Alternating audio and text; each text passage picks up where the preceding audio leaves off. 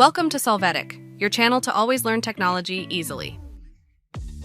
Below in the description, you will find useful links we used in this video.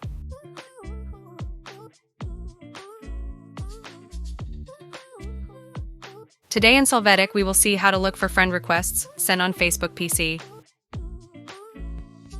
We start by opening our Facebook profile. After that, click on the three dots for more options and select the activity log option.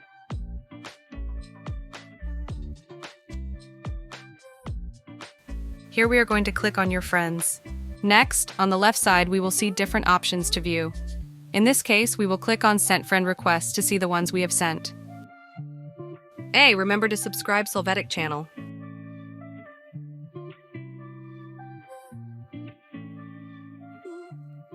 We hope it has been helpful for you. Here are links to watch more videos of your interest and subscribe to the Solvetic channel. Thank you.